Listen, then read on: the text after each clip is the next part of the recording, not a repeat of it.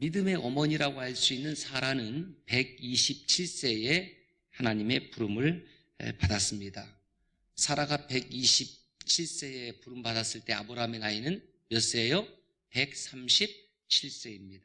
창세기 23장 1절에서 2절 말씀입니다. 시작. 사라가 127세를 살았으니 이것이 곧 사라가 누린 햇수라. 사라가 가나안 땅 헤브론 곧 기럇 야르바에서 죽음에 아브라함이 들어가서 사라를 위하여 슬퍼하며 애통하다가, 성경이 여성의 나이를, 특별히 별세 때의 나이를 기록하는 것은 매우 이례적인 일입니다. 우리의 인류 첫 조상인 아담은 몇 세를 살았냐면 930세를 살았습니다. 그렇다고 하면 하와는 몇 세를 살았을까요?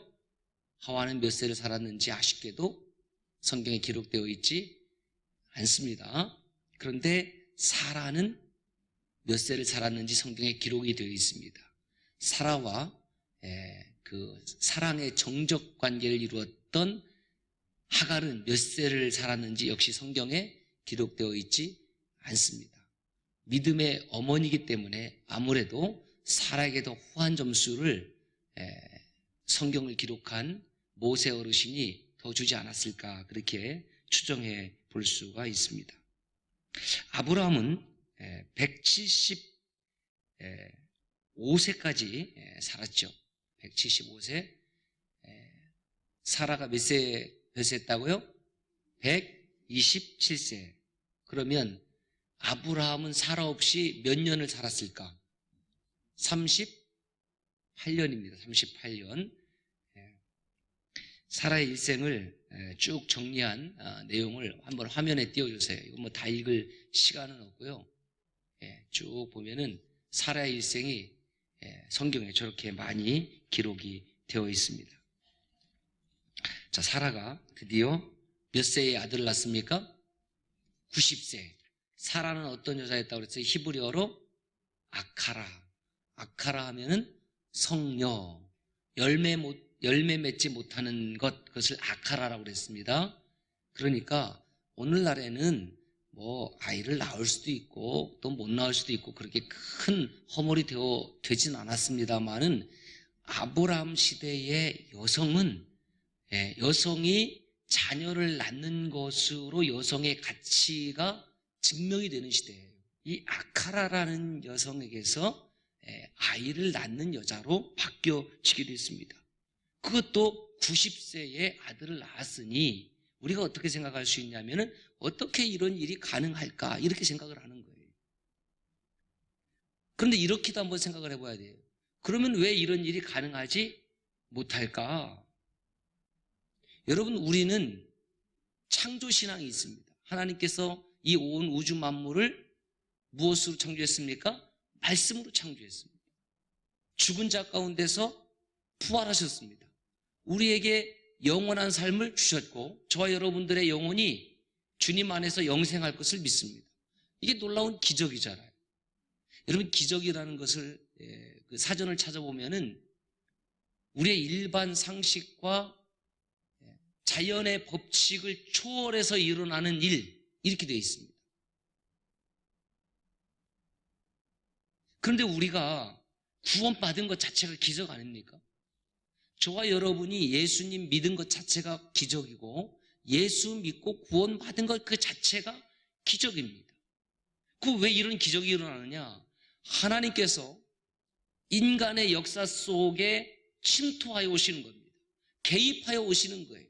사람의 모양을 입으시고 사람들 같이 되셨으며 우리를 위하여 십자가에 대신 죽어주시고 부활하시고 승천하시고 다시 오실 이 모든 과정이 사실은 기적이에요.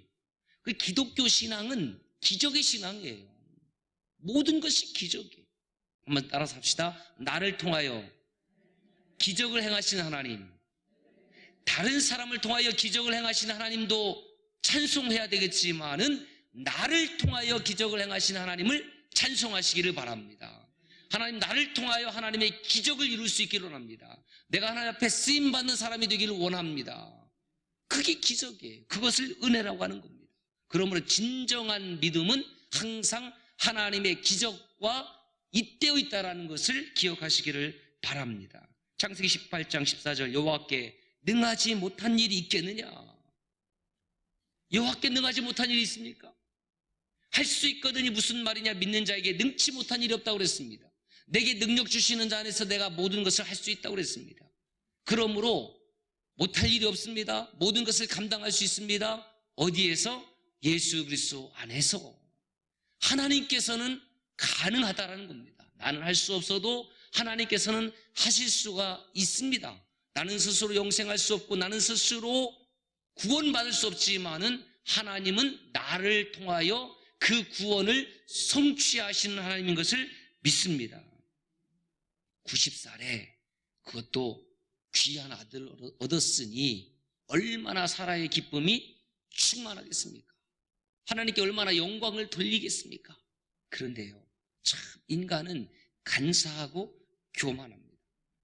그렇게 귀하고 감사한 놀라운 기적을 맛보았으면은 그 영광을 하나님께 계속해서 돌려야 될 텐데 그 사라의 기쁨, 사라의 웃음도 잠시 순식간에 교만으로 바뀌어져요. 교만으로 바뀌어져요. 자, 창세기 21장 7절 말씀입니다. 시작. 또 이르되 사라가 자식들에게 젖을 물리겠다고 누가 아브라함에게 말하였으리오마는 아브라함의 노경에 내가 아들을 낳았도다 하니라. 여기에 무슨 교만이 있습니까? 교만이 있습니다. 아브라함의 노경에 내가 아들을 낳았도다. 여러분, 교만은 주어가 하나님에게서 무엇으로 바뀌는 것이 교만이냐면 자신에게로 바뀌어지는 것을 교만이라고 하는 거예요. 자기가 낳은 것이지만은 하나님께서 불가능을 가능으로 바꿔주신 거 아니에요.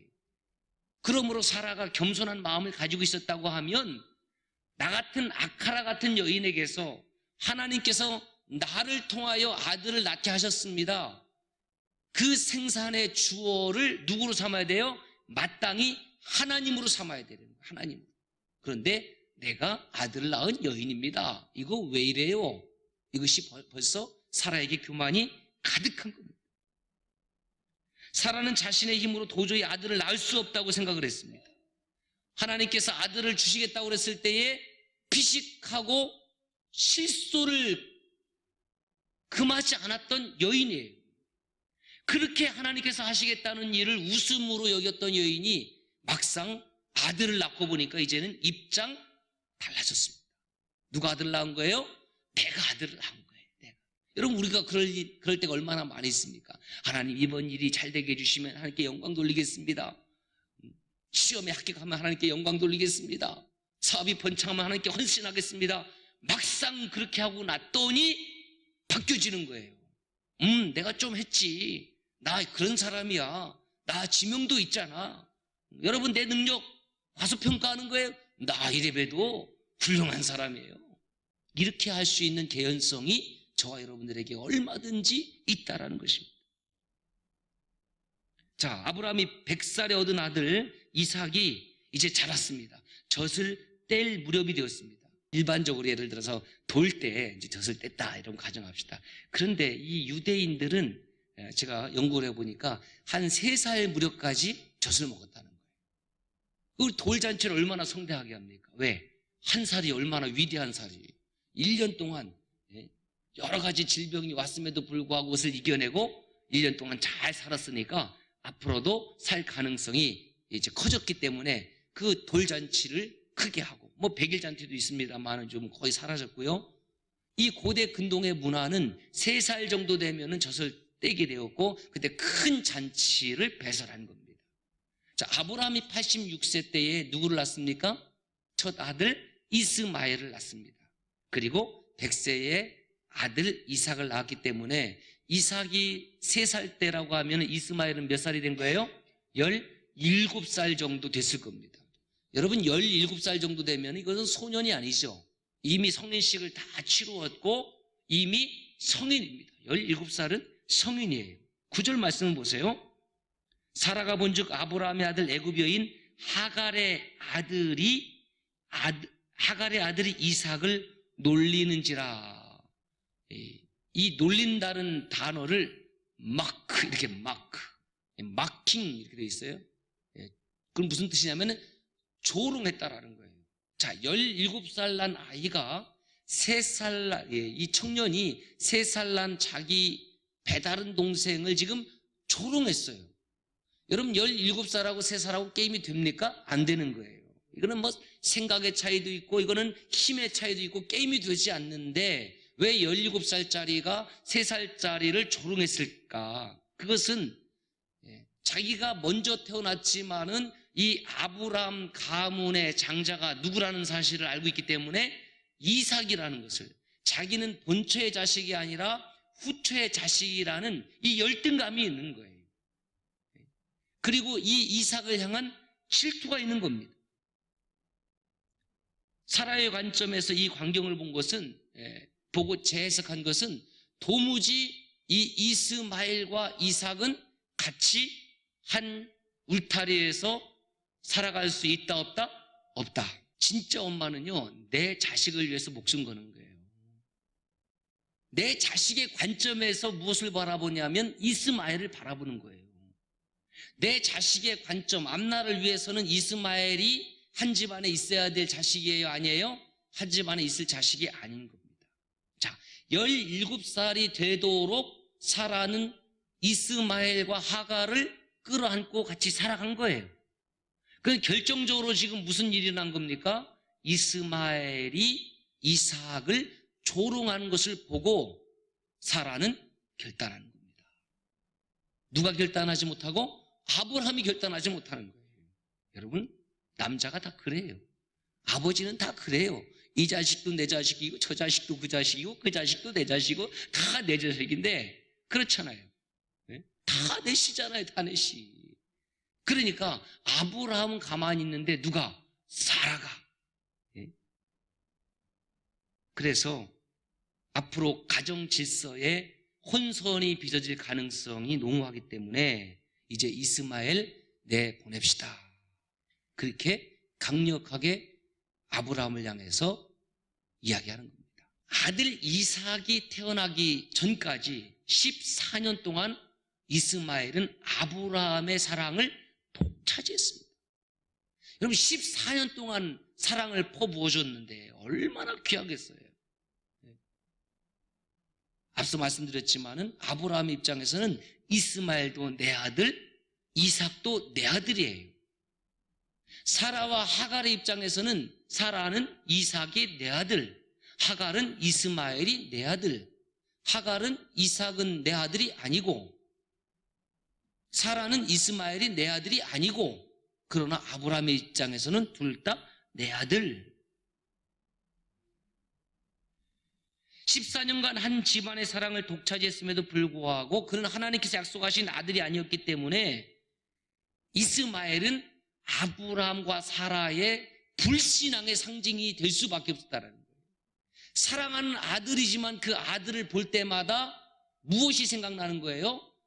자신들이 하나님의 말씀에 순종하지 못했던 불신앙이 생각나게 만드는 아들이 이스마엘이었다는 겁니다. 왜냐하면 하나님의 절대적인 뜻은 하갈에게 있는 것이 아니라 사라에게 있었습니다. 하나님의 절대적인 뜻은 이스마엘에게 있었던 것이 아니라 이삭에게 있었습니다. 이것을 절대 주권이라고 합니다. 절대 주권이란 하나님의 선택과 결정에는 후회가 없으시며 잘못이 없으시다라는 거예요. 우리는 오류투성이의 인생이지만 하나님은 오류가 전혀 없으시다라는 겁니다. 자, 그렇다면 본처 사라와 후처 하갈의 오랜 이 갈등과 싸움은 과연 사라의 승리일까? 사라의 관점에서 보면 그렇습니다. 그러나 하나님의 관점에서 보면 사라도 하갈도 모두 승리자라는 것입니다. 왜냐하면 하나님은 이삭의 후손들만 구원하는 것이 아니라 이스마엘의 후손까지도 구원하시는 것이 하나님의 놀라운 역사요 은혜요 사랑임을 성경을 통해서 말씀하고 있고 지금도 온 세상을 하나님께서 통치하시고 주관하시고 다스리고 있다는 것입니다.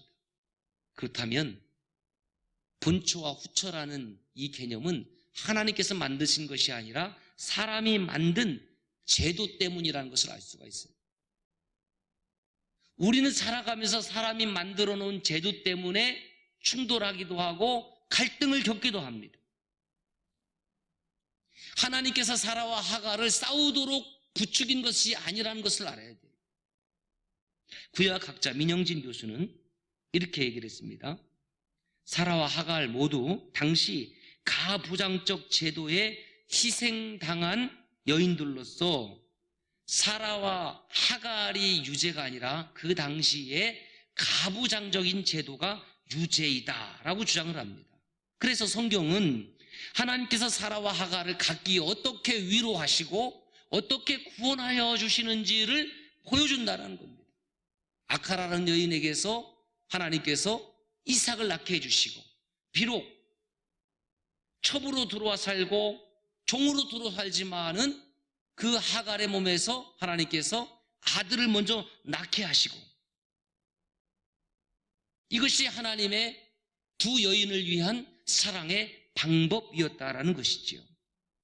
자, 사라와 하갈의 이야기를 우리가 계속 나누면서 가장 가슴 아픈 구절을 소개하겠습니다. 창세기 21장 14절입니다. 창세기 21장 14절 시작. 아브라함이 아침에 일찍이 일어나 떡과 물 한 가죽 부대를 가져다가 하갈의 어깨에 메어주고 그 아이를 데리고 가게 하니 하갈이 나가서 브엘세바 광야에서 방황하더니 여러분 지금 하갈과 이스마엘을 지금 내어쫓습니다. 내어쫓는데 주는 것이 달랑 무엇입니까?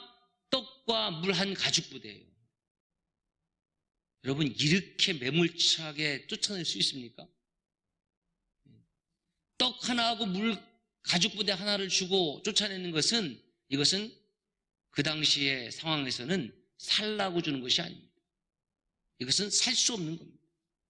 세상에 어떤 아비가 아이와 아내를 사지로 쫓아낼 수 있다는 말입니다. 앞서 계속 말씀드렸지만은 아브라함의 입장에서는 하갈도 아내고 이스마엘도 아들이라는 거예요. 어떻게 온 세상을 창조하신 창조주 하나님께서 이렇게 매정하게 사람을 아이를 내칠 수 있다는 말이냐? 그래서 여러분 말씀을 보면 11절에 아브라함이 그의 아들로 말미암아 그 일이 매우 근심이 되었더니 영어 성경에 보면 디스트레스 그랬어요. 엄청나게 나쁜 스트레스를 받은 거예요. 아브라함이. 도대체 이 아이를 어떻게 지금 쫓아낼 수 있다는 말이냐? 그때 하나님께서 아브라함에게 역사하시죠. 12절에 내 아이나 내 여종으로 말미암아 근심하지 말고 사라가 내게 이른 말을 다 들으라. 아브라함은 아마 여기 성경에 나와 있지 않지만은 하나님의 말씀대로 순종하기 위해서 아마 눈물을 훔쳤을 것임이 분명합니다. 여러분 하나님은 생명을 차별하시는 분이 아닙니다.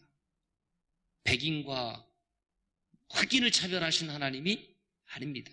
아브라함의 인간적인 마음이 어찌 내보낼 수 있겠습니까마는 하나님의 말씀이 떨어지니까 아브라함은 이때 어떡합니까? 순종.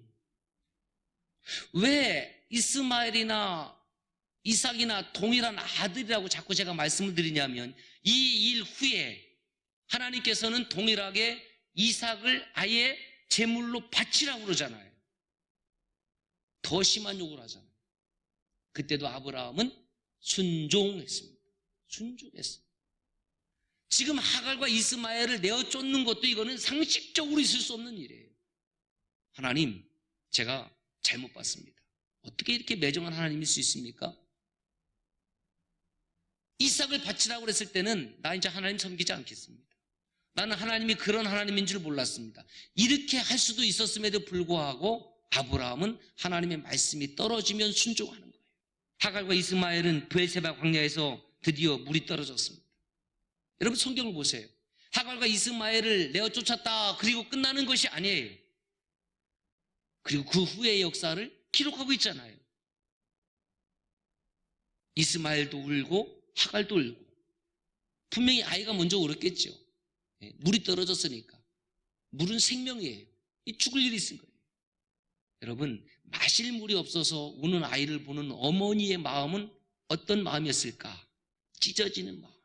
그래, 물이 없어서 지금 죽겠다고 하는 그 아들 앞에 이 하갈은 소리내어 16절에 보면 울었다. 이것을 성경이 기록하고 있는 거예요. 하갈이 소리내어 울었다. 여러분, 하나님은 이 하갈과 이스마엘의 울음소리를 외면하셨습니까? 외면하지 아니하셨습니다. 외면하지 않았어요. 저는 그래서 우리 하나님이 좋습니다. 할렐루야. 예. 그리고 하갈에게 나타나서 약속의 말씀을 주시죠. 창세기 21장 18절 그가 큰 민족을 이루게 하리라.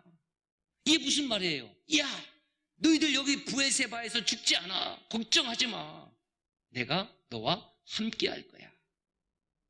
우리 하나님은 아브라함과 사라와만이 함께한 하나님이 아니라 나 같은 사람에게도, 부족한 사람에게도, 사회적으로 신분적으로 인정받지 못하는 사람에게도, 쫓겨난 사람에게도 함께 하시는 하나님인 것을 그때 하갈이 깨닫는 거예요. 감동적이잖아요. 얼마나 하갈이 그때 기쁘고 신났을까. 야, 우리 주인이 믿는 하나님, 저 여주인 사라가 믿는 하나님은 그들만의 하나님인 줄 알았더니 나와도 함께 하시는 하나님, 나에게도 복을 내려주시는 하나님. 할렐루야. 살아가면서 주변의 사람들이 잘 되면은, 야, 저 사람은 잘 되니까 하나님 복 내려주신 것 같고, 이 사람은 또 잘 되니까 복 내려주신 것 같고, 나는 하나님께서 외면하시고 나는 복 주지 않는 것 같고. 여러분, 그것은 절대로 오해예요. 그것은 하나님이 주시는 마음이 아니라는 것입니다. 이스마엘과도 함께 하시겠다는 말씀을 이렇게 응답해 주시는 겁니다. 아하, 야훼 하나님은 아브라함의 하나님, 사라의 하나님만도 아니라 하갈과 이스마엘의 하나님도 되셨다. 할렐루야. 그래서 창세기 21장 20절에 보면 하나님은 약속대로 이스마엘이 자라는 동안에 늘 함께 계셨습니다. 하나님께서 그 약속의 말씀을 주시고 나서 하갈이 무엇을 발견했습니까? 물을 발견하는 거예요. 샘을 발견하는 거예요. 여러분, 얼마나 신비한지 하나님의 말씀이 딱 임하고 나면 거기에 해결의 역사가 일어난 줄도 믿습니다. 하나님의 말씀이 임하면 완전히 죽을 수밖에 없는 상황 속에서도 하나님께서 제3의 길을 열어주시고 물이 없어도 반석을 통해서 물이 있게 하시고, 그것이 하나님의 살아계신 역사다라는 것입니다. 창세기 21장 21절에 보면 하갈이 후에 애굽에서 여인을 데려다가 이스마엘의 아내로 삼게 했습니다. 여러분, 이건 무슨 의미냐면 이 하갈은 애굽 여인으로서 나름 애굽 여인으로서의 민족적 자부심이 있는 여인이었다. 이렇게 멍청한 여자도 아니었고요, 함부로 다룰 여자도 아니었고요. 그래서 자기 아들 이스마엘에게는 자기 출신과 똑같은 애굽 여인을 데려다가 며느리로 삼는 거예요. 상당히 자주적인 여인이었다라고 추론해 볼 수 있습니다. 그리고 창세기 25장 13절에서 15절까지 보면 이스마엘이 낳은 12아들을 다 일일이 기록하고 있어요. 이삭의 아들 야곱, 그 아들 야곱이 낳은 12지파를 다 기록한 것처럼 이스마엘도 12명을 신기하게 낳았는데 그 이름을 다 기록하고 있어요. 오늘날 베두인족의 조상이 되었고, 대부분 중동의 이슬람 국가의 시조가 되었습니다. 자, 여기서 물음이 이제 마지막으로 생깁니다. 오늘날 크리스찬과 무슬림과의 싸움은 이삭과 이스마엘의 싸움, 어쩌면 사라와 하갈의 싸움처럼 지속적으로 계속되고 있습니다. 이 사라와 하갈의 이 싸움을 어떻게 해결할 수 있을까? 그것은 사라와 하갈을 우리는 주인과 종이라는 그런 고착된 관점보다는 동일한 여성으로서 그리고 동일한 아이를 키우는 어머니라고 좀 보아야 되지 않겠는가? 그래서 우리 남성의 관점에서 첫 번째 부인, 두 번째 부인이라는 이러한 이중적인 관점을 과감하게 포기해야 되는 것 아닌가? 여러분 보세요. 사라와 하갈 사이의 갈등의 문제를 결국은 누가 해결했습니까? 아브라함이 해결했습니까? 아니에요. 누가 개입했습니까? 하나님께서 사라와 하갈 사이에 개입하셔서 하나님의 방법대로 그들을 복주시는 것을 말씀을 통해서 깨닫습니다. 오늘 이 관점이 저와 여러분의 가정에도 필요하고 교회에도 필요합니다. 우리의 하나님은 사라를 위한 하나님이셨습니다. 우리 하나님은 하갈을 위한 하나님이셨습니다. 두 여인을 위한 하나님, 그분이 저와 여러분이 섬기는 창조주 야훼 하나님이십니다.